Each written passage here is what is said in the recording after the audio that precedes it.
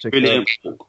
I implore you and everybody listening to this, go out and buy this book. What's good? The Obstacle is the Way. Way by Ryan Holiday. It's my favorite book, and it's a book about stoicism. Yeah. Okay? But it's not a boring book. So stoicism is so to be a stoic, it goes back to the ancient Roman days, and it's basically to have the ability to stay on an even keel no matter how much stuff is going. It's a term called equanimity, which basically means that peace within, even though everything is going mad outside of yourself. And obviously the Stoics had to do it because it was a warrior society. Like, 300, it was like you could die today. Literally, you go to war and you could be dead.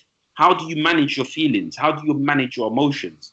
And a guy called Marcus Aurelius, who was one of the emperors, basically they say he's the father of Stoicism, but you have Aristotle, all these guys. But basically what he was saying in the book was, we need to have that mindset now, that equanimity inside. And there's a fantastic story that I love from the book where he's talking about Malcolm X.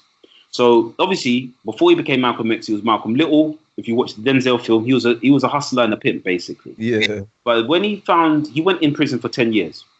And when he found Islam, or the Nation of Islam, in prison, he read every book in the library. He memorized the dictionary.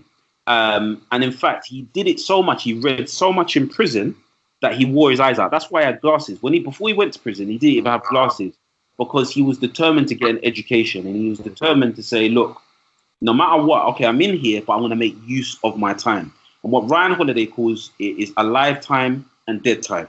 And he said, what most of us do is we have what we call dead time. So if we've got a free 2 hours or 3 hours in the evening, what do? We watch a bit of Netflix, or we play PlayStation 2. But why it's dead time is it has no benefit to you. Okay, you're better at Street Fighter, but in the real world, how is that helping you? Yeah. Right? Whereas a lifetime is time that could be used to make yourself better. And it's not just about making money or your career, but how you could be meditating. These are things that are benefits for your well-being. And what we have got to do, or twist it around, and that's what a Stoic would do, is say, okay, we've got an event that's happened. So two people can look at the same event and say, okay, this is terrible, what's happened?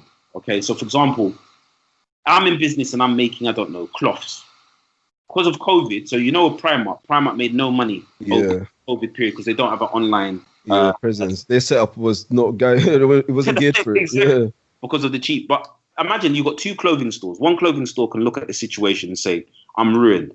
But what I saw was a lot of people said, okay, I can't sell, T-shirts, but I can make masks. So one woman said, COVID, she's flipped her business quickly. She's making all masks and fashion accessories, and she's making a killing.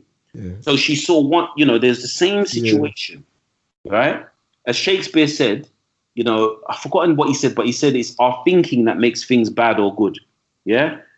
One person saw a disaster for their business, one person saw an opportunity. And I think the core of what I'm trying to say is that our kids, we've got to show them this. What I'm going to try and do with my kids is say, COVID, and we might die, and we might do this, and we might do that. But I'll say, look at Jeff Bezos. Jeff Bezos has made more money during this crisis than ever. The richest man in history. He could have looked at it like a disaster, but this was perfect for COVID. This was brilliant. This was it.